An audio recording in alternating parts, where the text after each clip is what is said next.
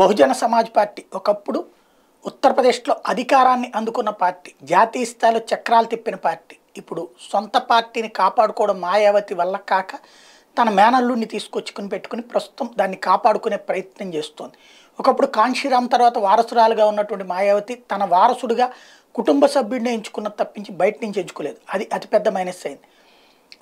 అంటే అక్కడ పార్టీకి సంబంధించినంత వరకు. అదే సందర్భంలో వారసుడైతే ఉన్నాడు దేవగౌడకి కుమారస్వామి, కానీ ఆయన పార్టీలో కూడా గ్రిప్పు లేక ఇప్పుడు బీఎస్పీ కానీ ఇటు వీళ్ళు కానీ జేడిఎస్ కానీ ఎవరో ఒక్కళ్ళతో డిపెండ్ అవ్వాల్సి వస్తుంది. కానీ కేసీఆర్కి అట్లాంటి పరిస్థితి వస్తుందా చూడాలి. ఎందుకంటే ప్రస్తుతానికైతే స్ట్రాంగ్గానే ఉంది. ఓ పక్కన కొడుకు మేనల్లుడు విరుచుకుపడుతున్నారు పెద్ద ఎత్తున. కేసీఆర్ హాస్పిటల్ నుంచి బయటకు వచ్చాక పరిస్థితులు ఎట్లా ఉంటాయో చూడాలి. ఎందుకంటే కాంగ్రెస్ పార్టీ అయితే ఇంతవరకు చీలిక ప్రయత్నాలు ఏం చేయలేదు, కానీ ఇప్పటికే ఓవైసీ టీం కాంగ్రెస్తో కలిసి సాగే ప్రయత్నంలో సక్సెస్ అవుతా వస్తుంది.